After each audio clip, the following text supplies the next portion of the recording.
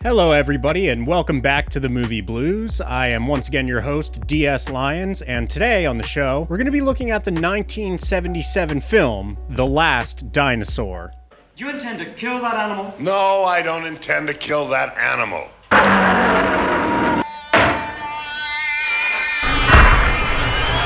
As a straight white man born in 1987 who suspiciously looked like Tim from Jurassic Park, if there was one thing I was obsessed with as a kid, it was Stouffer's mac and cheese and Elio's Ninja Turtle pizza. Shit. I meant to say dinosaurs. But being obsessed with dinosaurs in a pre-Jurassic Park world left us dino heads with very little content to grasp onto. Enter The Last Dinosaur, a TV movie distributed by Toho Productions, the guys who made the original Godzilla films. And a film that haunted my local video store with this absolutely rippin' front cover with a stock image of dinosaurs who look nothing like the ones found in the movie. Regardless, I treasured this VHS tape as a kid, and I watched it probably 65 million times. But only as an adult did I rediscover this film in a box in my mom's basement. And rewatching it with a modern lens and years of great dinosaur content in the rearview mirror only made this experience that much more ridiculous. And that is because this movie has aged like sheep's milk left out in the Nevada sun. So join me today as I break down a film about a visibly drunk, woman-hating billionaire who rides in a dick-shaped drill to travel to a lost prehistoric world where he plans on shooting a T-Rex in the face with an elephant gun. Okay, sorry, I'm getting ahead of myself. Let's start at the beginning, shall we? So, the movie opens with the horrendous shriek of a dying elephant as it's being poached. This is a hunting highlight reel that millionaire industrialist, oil tycoon, and big game hunter Mastin Thrust is showing to his latest fling, who's young enough to be his granddaughter. And you can tell right off the bat that Mastin Thrust is a guy who takes pride in his accomplishments. See that ram? They said that was an endangered species. You know they're going to put cows on the list? Sadly, Thrust has to cut this date short, so he leaves his date some reading material. I'm going up in front and see what the boys are doing. Look at that, it might amuse you. And then he leaves the mansion to get back to work. Alright, I'm sorry, it's not a mansion. This 70s-style living room with a fireplace and projection room is actually on Mastin's private plane. Yeah, so this guy is exactly like Tony Stark, if Tony Stark was a power-obsessed, constantly drunk, womanizing misogynist. So he's just Tony Stark. Not a great plan. So Mastin turns off his projection show of accomplishments and then speeds through a tour of his mounted accomplishments to finally give his girl, you guessed it, a book of accomplishments to leaf through while his theme song plays.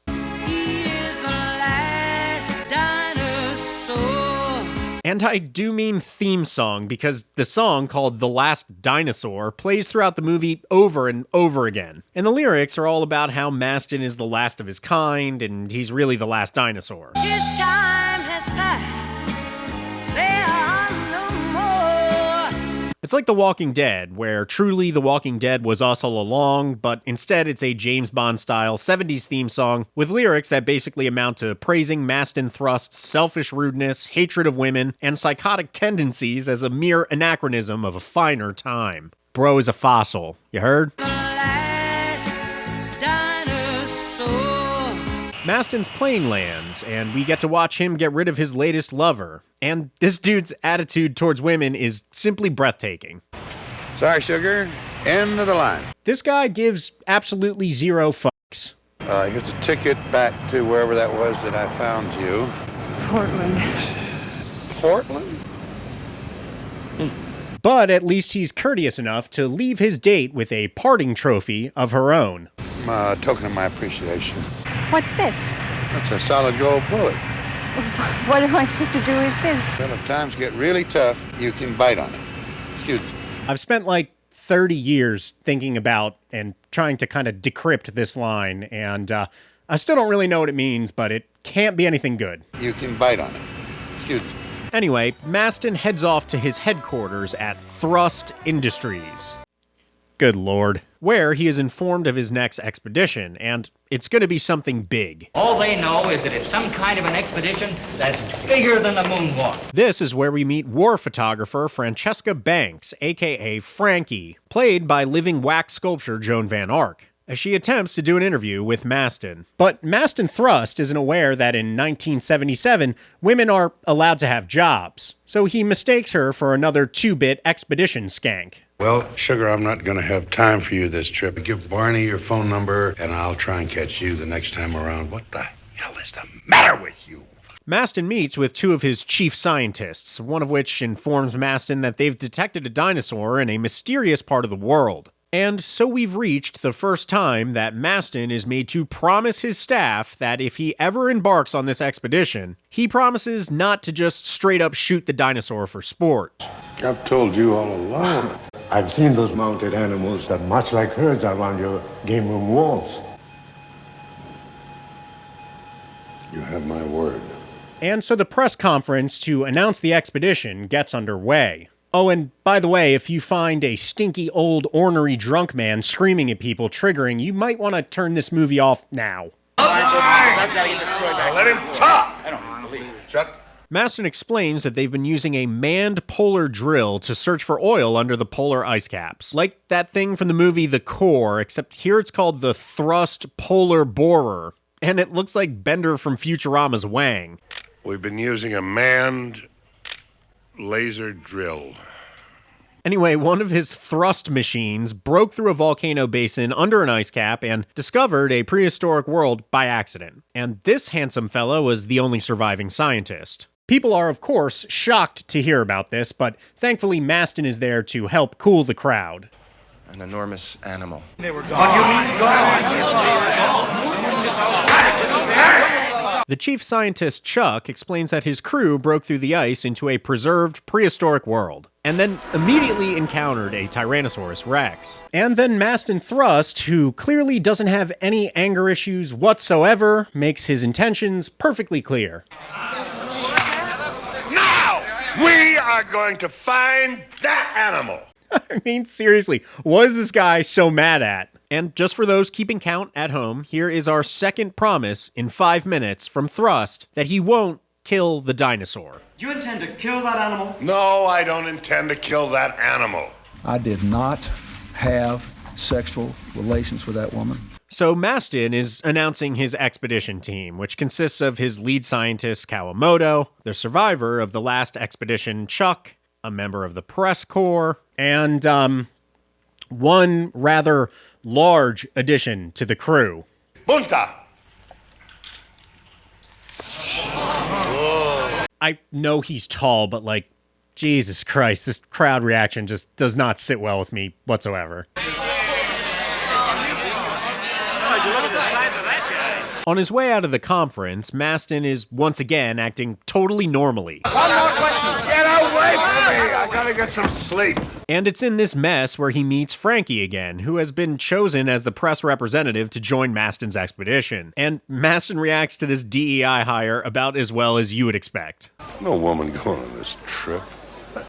I've been going on safari most of my life. I have never taken a woman, and I'm not gonna change now, Barney. Later, during a celebratory dinner, Francesca infiltrates the party as a geisha waitress. I don't know. And while Maston is pretty mad at this, Francesca's powers of persuasion prove to be exceptionally strong. Would you mind telling me what the hell she is doing over there right now?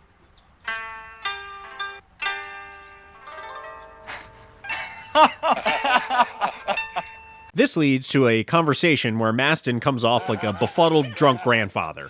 Miss Banks. It's Frankie. Uh, I've done a lot of hunting. You are a hunter? Adjustable front sight, octagon barrel.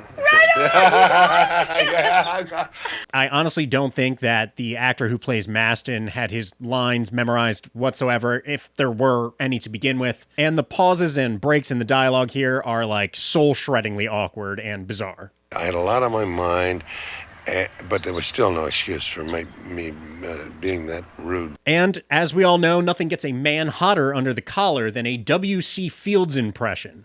Could I give you a lift? Why don't you come up and see my pictures, big boy? As Robin Williams or as Mark?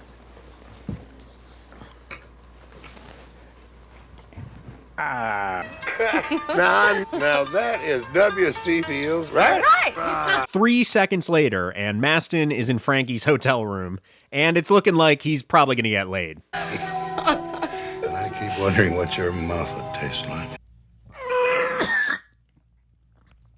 That's fucking disgusting. But instead, Frankie catfishes him into looking at her war photography. All right, this one here was an airdrop in Kazan. What? Yes. Okay, now this one over here. You don't really think you're going to show me pictures all night, do you? All right, now look. You are a crazy lady. And has sex with him anyway. The next day at the M1 Thrust oil rig, the expedition is finally set to begin. Everybody is in their expedition suits with their protective helmets, except Mastin, who's dressed like the crocodile hunter's retarded uncle. 0-0. That's 18.6 elapsed minutes. So the crew finally blasts off into the ice, and just like that, 30 seconds later, they thrust their way into a pristine, prehistoric realm. As soon as they hit the shore, they're immediately attacked by whatever the fuck this thing is. And instead of a moment fueled by awe and death-defying panic, Frankie and Thrust use this as another silly meet-cute moment in the mud.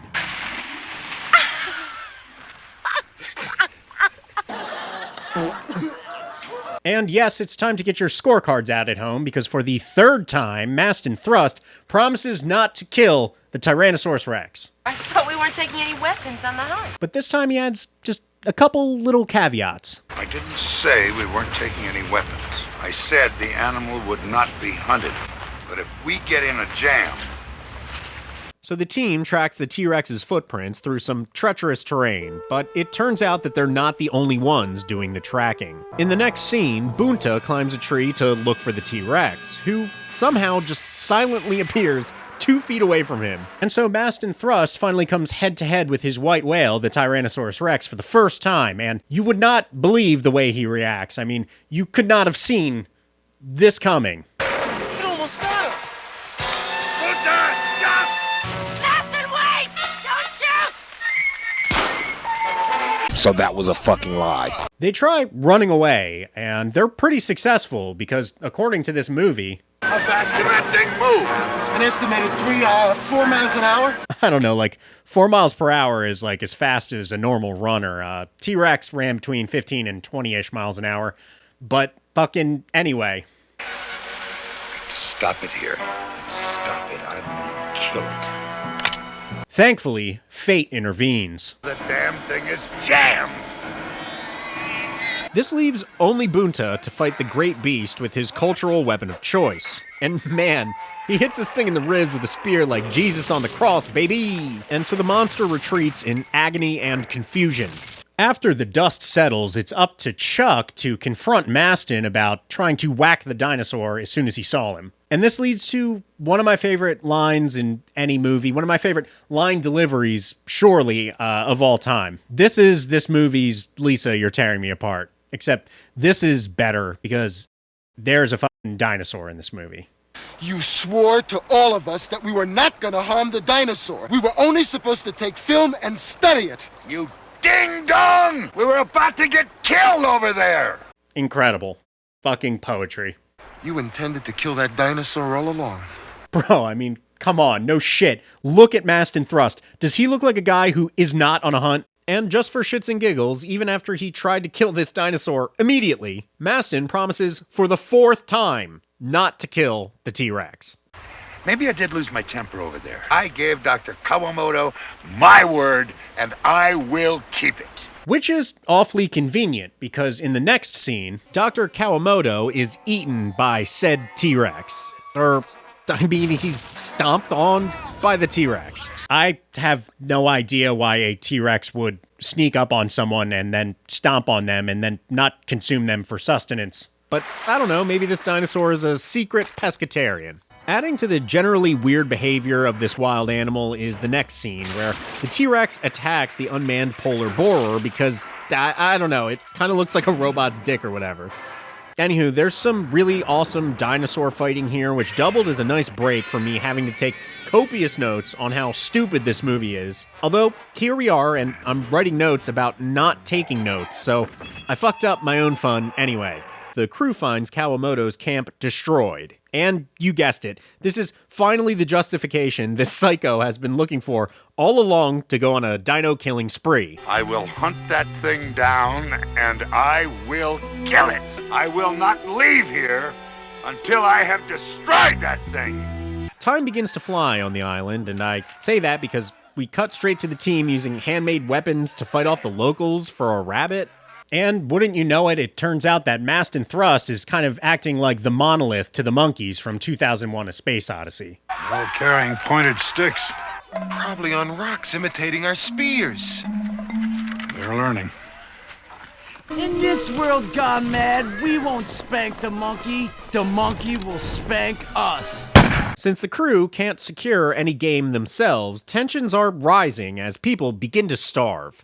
You're the one who's always complaining all the time when we come back from the hunt without any fresh meat. And so, lo and behold, the only lady on the trip starts yapping. Maybe it's because I'm the one who has to butcher all your bloody kills. I'm the one who does all the cooking, and I'm the one who... Why don't you just shut up? Oh, my God! Why don't you just make me?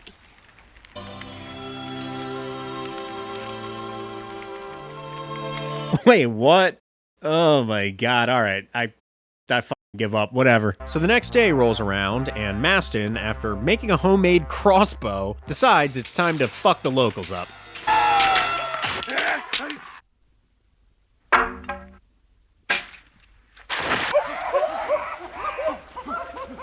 Looks like they got the message. Very diplomatic, Maston.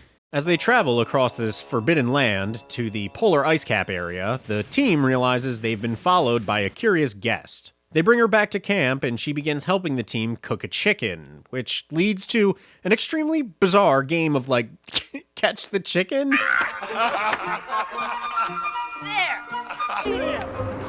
Yeah, nice snack. All right, Peter.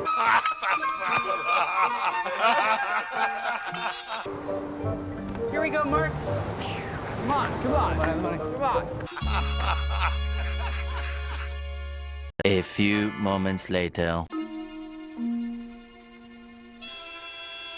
And, holy shit. What can I say about what's gonna happen here? I mean, you should have seen this coming, right?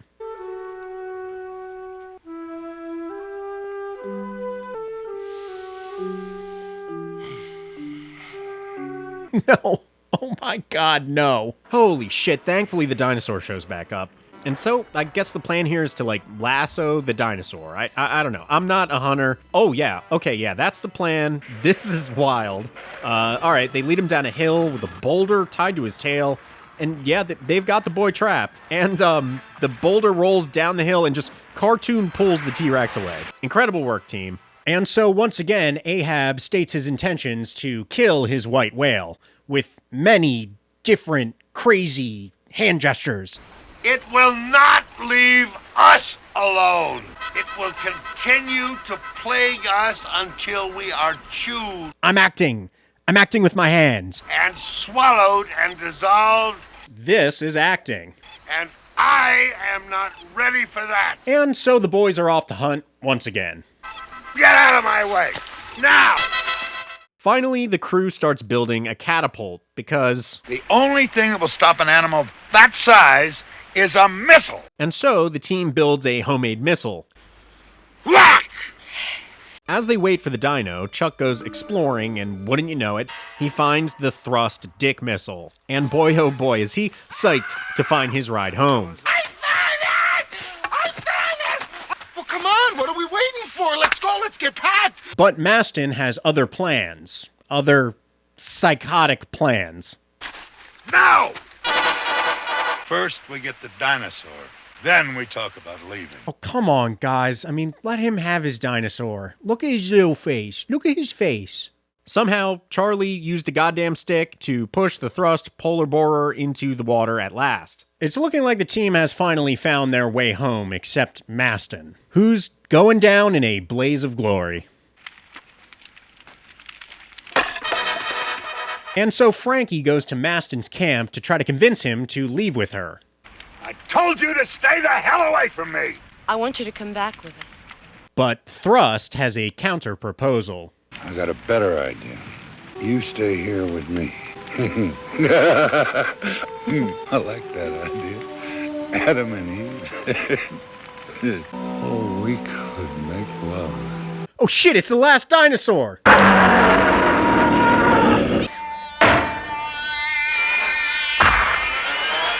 Yet somehow, the Last Dinosaur's returned, and Mastin ends up having to hide as the dinosaur once again escapes. Finally, the polar borer is ready for launch, but Mastin decides to stay behind on Dinosaur Island like the absolute legend he is, abandoning his entire legacy and empire just to die in the woods with a homemade crossbow. But thankfully, Mastin won't have to die alone.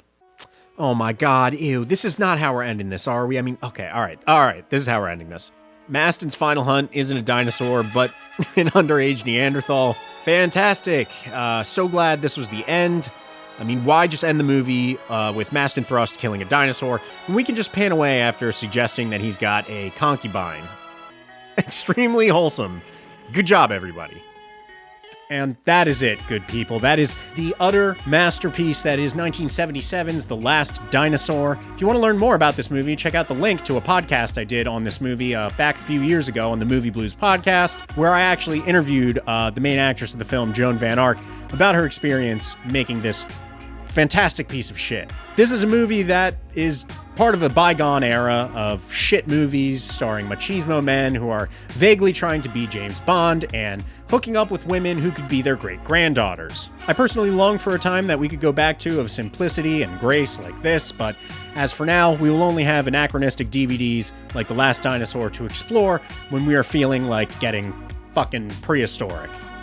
What is your craziest dinosaur movie that you have up your sleeve? I want to know about it. Put it in the comments. Let's talk about it. Maybe there's things more ridiculous than this. I'm sure one of the Carnosaur movies makes this look like a Mozart symphony. That being said, if you liked what you saw here today, like and subscribe to the channel. I have tons more videos breaking down bad movies, found footage movies, horror movies, everything you could imagine. As for now, this is my last time shooting a video down on this set. I should be building one bigger and better at my new house. Stick with me, folks. It's going to be a transitional period, but I'm going to try to get out as much content as I possibly can. Until then, live from the original Movie Blues studio in Philadelphia, Pennsylvania, I am DS Lyons, and it has been a prehistoric pleasure to be your host. Bye-bye! Because I love you, and I love you, and I love you, and I've seen all your movies, and I love your movies, and I think you're the best.